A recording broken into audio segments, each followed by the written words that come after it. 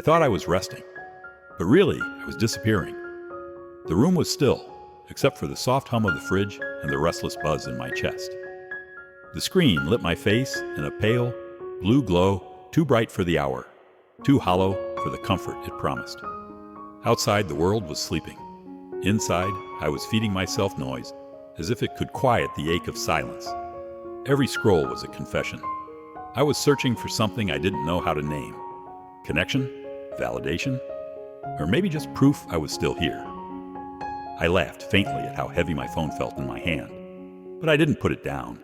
Not yet. Not while the feed whispered, "There's more. There's always more." The strange thing about scrolling is that it looks harmless from the outside.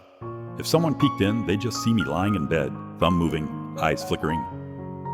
But inside, it felt like I was falling through a trap door with no bottom. One post showed a wedding, the next, a vacation, a new car, a gym selfie, a kitchen renovation, all smiles, all brightness. I tried to remind myself it's just the highlight reel, but my nervous system didn't care about logic. My chest still tightened, my jaw still clenched. I started measuring my life against strangers I'd never meet, like an accountant of inadequacy. The numbers never balanced, and somewhere between envy and exhaustion, I realized I wasn't watching their lives. I was slowly watching mine dissolve. It's not the big things that hurt most. It's the small betrayals of self. The third cup of cold coffee I never finished because I got distracted by someone else's morning routine vlog. The music playlist on loop, pretending to soothe, but really just echoing my restlessness. The messages I typed then deleted because I couldn't bear to seem too much. At 2 a.m., it's not the silence that breaks you. It's the noise that convinces you silence is unbearable. So I stayed online, half alive, waiting for some digital miracle. A like, a comment, a sign that I wasn't invisible. Nothing came, just more curated perfection. I whispered to myself, maybe louder than I intended, fake love, real feelings. And the irony almost stung enough to wake me. I remembered a time I used to fall asleep writing poetry in my notes app. Back then, the screen was a canvas, not a cage. I wrote about love, loss, and the way lamplight hit the kitchen table. I danced barefoot in the kitchen, unbothered if anyone watched. Now I scrolled past love poems like they were static. I microwaved dinners in the dark. I brushed my teeth without looking at the mirror because I didn't want to meet my own eyes. When did I stop living my life and start observing it like an outsider? When did I decide it was safer to be a ghost in my own story? The thought pressed in heavy, like the air just before a storm. My thumb trembled over the glass, ready to refresh again. And then, I froze. It wasn't some grand revelation, just a quiet realization that echoed louder than the feed itself. The feed wasn't feeding me, it was feeding on me, on my longing, my loneliness, my desperate need to belong somewhere. I wasn't consuming content, I was being consumed by it. And in that moment, the silence in the room shifted. It wasn't background anymore, it was presence. My reflection stared back at me in the black glass, pale and hollow-eyed, like someone who had traded their voice for borrowed noise. I caught my breath. The thought slipped out, unplanned, unpolished. What happens when the feed starts feeding on you? The question lingered in the air, sharp and unanswered, like a candle flickering in a draft. I didn't scroll again. Not yet. Maybe not ever in the same way. It starts small. Always small. The tiny cuts you don't notice until they sting all at once. I told myself the scroll was harmless, just a way to unwind. But each post felt like a blade soft, invisible, precise. Someone's promotion, someone's vacation, someone's perfect skin under golden light. And me, lying there, wrapped in a blanket that smelled faintly of detergent and fatigue, asking questions I didn't dare say out loud. When did their joy become my grief? When did their highlight reel start convincing me my story was worthless? It wasn't jealousy, not exactly. It was erosion. Every swipe wore down the edges of me, until all that was left was a version of myself that didn't measure up. I used to wake up slow, stretch, make a playlist to match the morning. Now I wake up with a phone already in my hand, thumb moving before my body even remembers how to breathe. Comparison doesn't feel like fire. It feels like frost, cold, creeping, numbing the parts of you that once felt warm. I scroll through strangers' kitchens, their flawless coffee pours, their aesthetic shelves, and suddenly my own chipped mug feels like failure. How ridiculous, right? A mug. But the wound isn't about the mug. It's about the quiet belief blooming underneath. Maybe my life will never be enough. The irony makes me smirk sometimes. I'm out here bleeding self-worth because of someone else's latte art. If it wasn't tragic, it'd almost be funny. 1. The 2 a.m. scroll. You think you're numbing yourself, but really, you're quietly bleeding comparison. That hollow ache in your chest isn't boredom. It's your soul tallying up every way you think you've fallen short. 2. The perfect post. You remind yourself it's curated, it's edited, but your nervous system doesn't know the difference. It sees the glow, the kiss, the ocean, and whispers, "Why not me?" 3. The silent refresh. The cruelest wound of all.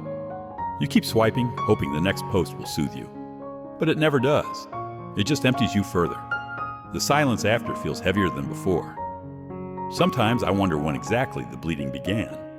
Maybe it was the night I saw an ex smiling in someone else's photo, while I sat cross-legged on the floor with cold noodles. Maybe it was when my best friend started traveling without me, and I liked every post anyway, hoping they'd notice I was still cheering.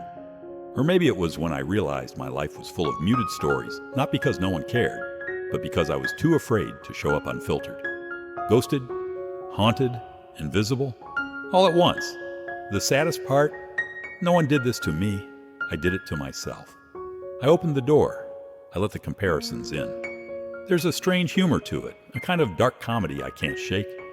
I'll cry over a reel of someone's engagement, then laugh at myself because seriously? Crying over strangers' milestones?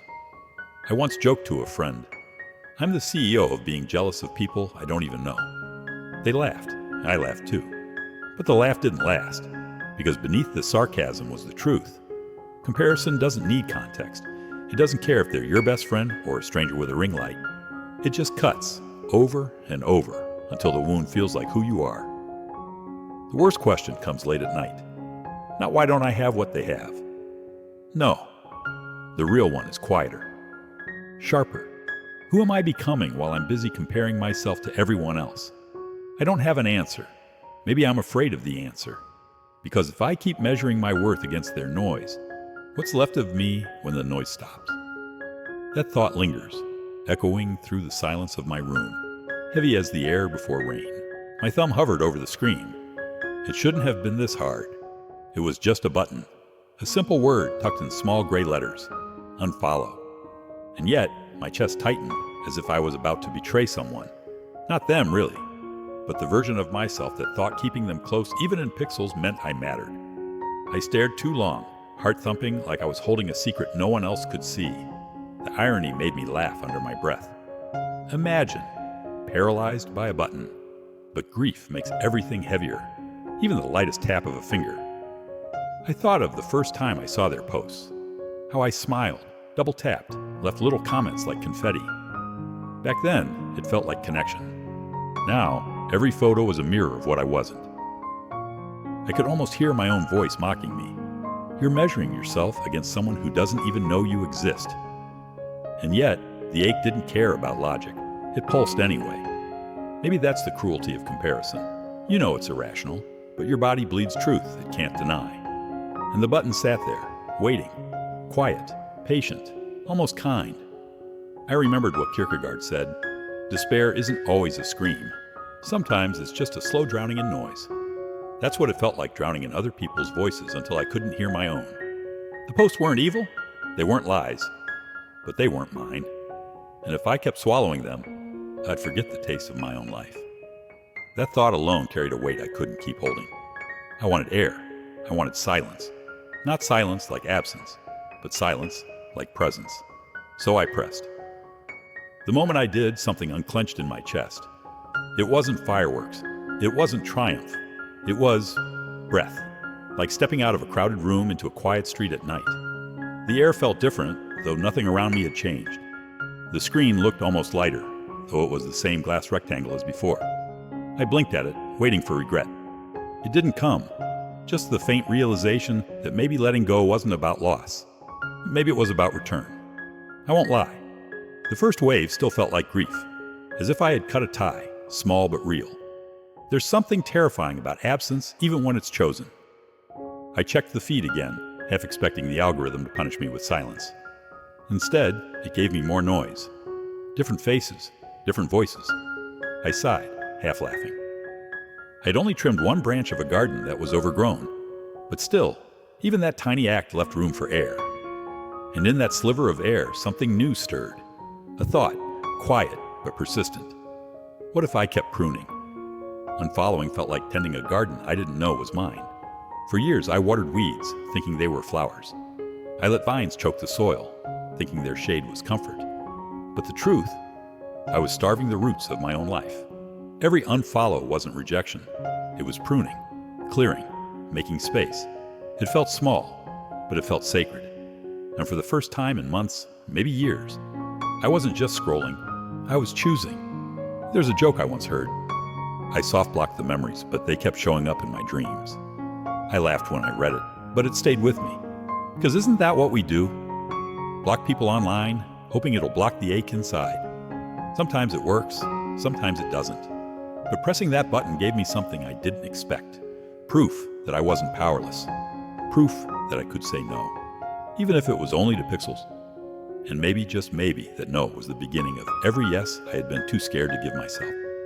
I don't want to romanticize it. I didn't transform overnight. I didn't become immune to envy or comparison. But in that small moment, holding my phone in the dim light of my bedroom, I felt a shift. Like silence had finally sat down beside me, instead of haunting me. The feed was still there. The noise was still loud. But for the first time, I felt a thread of my own voice weaving through it. And it whispered, "You don't have to follow noise to be real. You can unfollow and still belong, maybe even belong more." When I pressed that first unfollow, it felt less like a choice and more like a betrayal. My chest tightened, my thumb hesitated, and I almost apologized out loud to no one. It's strange, isn't it? How a digital action, 1 second of silence, can feel heavier than all the hours I'd spent scrolling. For years, I told myself every connection mattered, every voice deserved space in my head.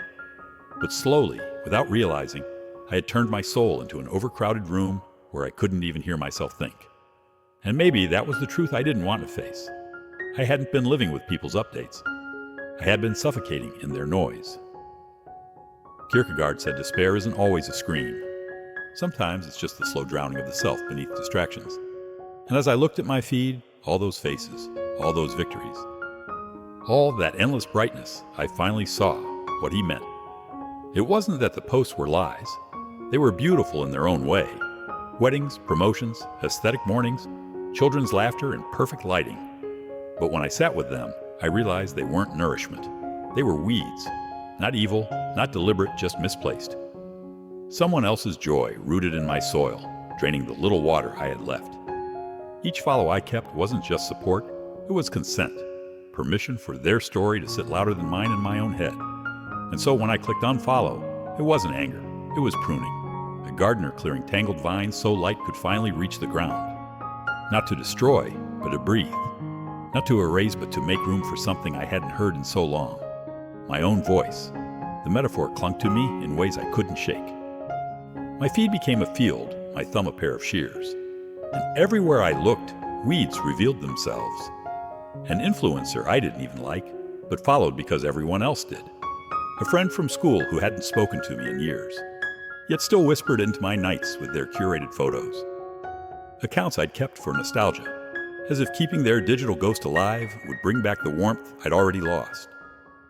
And I began to ask myself, how many weeds can one heart carry before the flowers suffocate? Every unfollow felt like a funeral, but not for them, for the version of me who believed silence meant failure. With each prune, I wasn't killing. I was clearing. Clearing for sun, clearing for air, clearing for something new that hadn't yet been born. It's funny how metaphors take over your days. I couldn't reheat tea without thinking of pruning. I couldn't wash dishes without wondering what else I needed to cut away. Even my chipped mug, the one that once embarrassed me when I compared it to strangers' porcelain cups online, began to look like a survivor. Imperfect, cracked, but still holding warmth. And maybe that's what pruning really does. It shifts your eyes. You stop obsessing over the roses in someone else's garden and start noticing the stubborn little flowers in your own cracks. Flowers you had ignored because the weeds were louder. Kierkegaard's words echoed again. Despair is forgetting your own melody beneath the choir of others. Pruning, I realized, wasn't just subtraction. It was remembering. The noise tried to return, of course. Algorithms are stubborn. They whispered new vines into my soil. Shiny weeds dressed as roses. Follow them. Look at this. You'll feel inspired. But something in me had shifted. I wasn't powerless anymore. For the first time in a long time, I felt like a gardener. I joked to myself once, staring at the blank space where posts had been. Guess I'm in my healing era, pruning like it's my only flex. The humor made me smile, but behind it was something deeper. I wasn't the victim of my feed anymore. I was its keeper. And maybe that's the quiet gift of pruning. Not peace, not perfection, but permission. Permission to say no. Permission to decide what blooms here. Permission to believe my soil was worthy of something better than weeds. And here's the truth I keep circling back to. Pruning doesn't make the garden beautiful overnight. It just makes space. It makes silence. And silence is terrifying until you remember it's not empty. Silence is where roots listen. Silence is where seeds stretch unseen. Silence is where you finally hear your own life humming beneath the noise. Every unfollow, every prune was a whisper. I'm still here, and I deserve to grow. And maybe that's all I've ever needed. Not more content, not more noise. Just a little space for the flowers I hadn't noticed myself. I used to believe noise was harmless, just background static, just something to fill the silence so I wouldn't feel so alone. But lately I've started to see it differently. Noise doesn't just sit in the background, it seeps. It creeps into the cracks of your mind until you can't remember what your own thoughts sound like. And here's the fear that caught me off guard. If I keep letting the noise in, I won't just be tired. I'll be erased. Not all at once, not in a dramatic collapse, but slowly, invisibly, like a candle burning in a room no one checks until it's already gone. That's the danger of staying. Not that the feed distracts me, but that it replaces me. At first, I thought the cost was small. A few late nights. A few mornings where I woke up heavier than I should. A little envy that stung and faded by breakfast. But envy doesn't fade. It burrows. It becomes the lens you see the world through. And soon, it was everywhere. I dressed for photos I never posted, buying outfits I didn't need because I wanted to keep up. I laughed a little louder with friends, hoping it would sound like the videos online. I even caught myself cooking meals I didn't enjoy just because they looked better on a plate. The scariest part? No one asked me to. I volunteered. I offered myself up piece by piece until the person who used to hum songs in the kitchen disappeared into someone who existed only for comparison. That's the quiet price of staying. You begin to perform even in rooms where no one's watching. And maybe that's the real heartbreak, not losing others, but losing yourself while everyone else thinks you're fine. Kierkegaard once said, "Despair isn't loud. It isn't screaming. It's the slow suffocation of the soul." That's exactly what I felt. Suffocating while smiling, shrinking while performing. I feared that if I stayed in the noise long enough, one day I'd look in the mirror and not recognize the eyes staring back. Not because they'd changed, but because I had forgotten what lived behind them. And the worst part? I don't think anyone else would notice. I'd still be posting, still smiling, still active. But inside, gone. Ghosted not by someone else, but by myself. People say, it's just social media, it's not that deep. Maybe for them, it isn't. But for me, it is. Because it's not about posts or pictures. It's about how those pictures began to tell me who I was allowed to be. It's about how every scroll rewrote me in ways I didn't agree to. The feed taught me silence meant irrelevance. That stillness meant failure. That unless I was seen, I didn't exist. And isn't that the cruelest theft? To trick someone into believing their worth only lives in the eyes of strangers? I caught myself whispering into the dark one night, barely audible. If I don't change, what will I lose that no one can give back? And the silence after was deafening.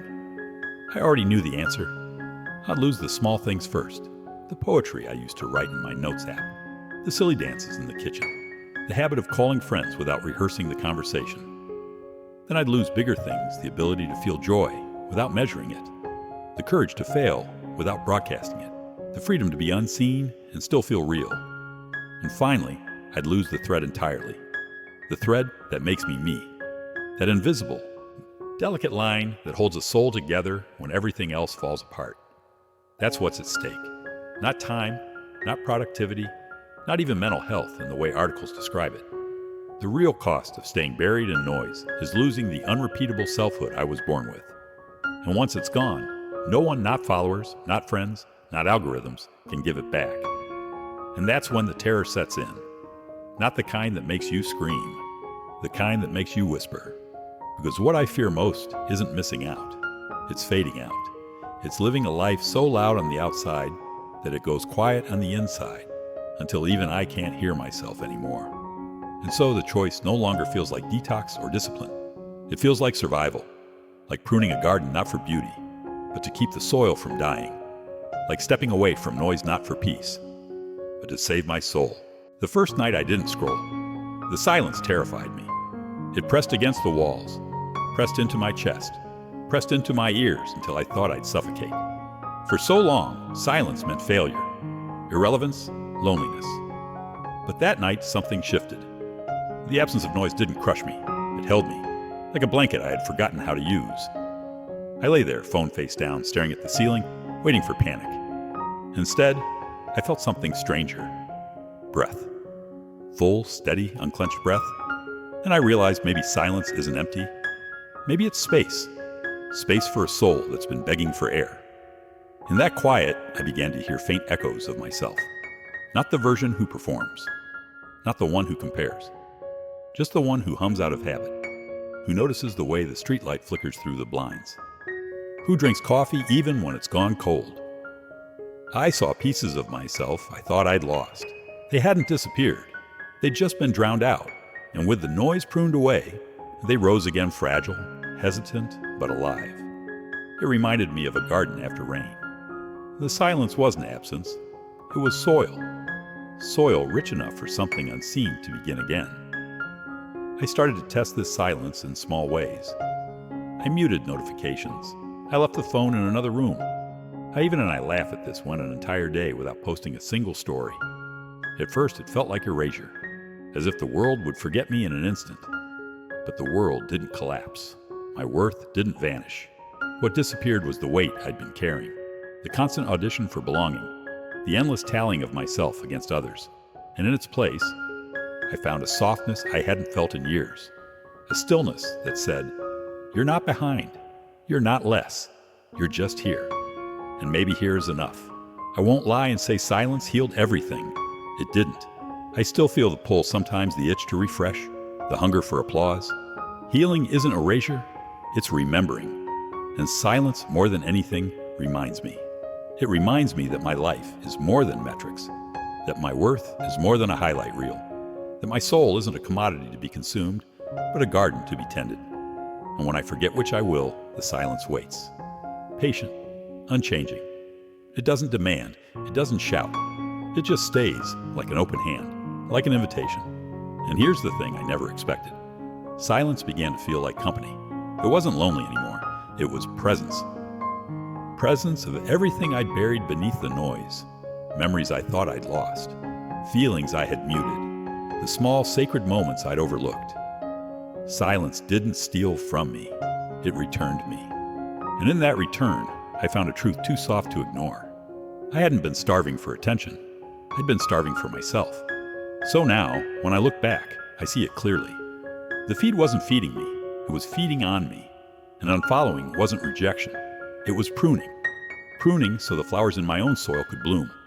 Flowers I hadn't met yet. Flowers named peace. Flowers named presence. Flowers named me. Silence isn't empty. It's full of all the things I thought I'd lost. And maybe for the first time, I don't feel afraid of the quiet. I feel at home in it.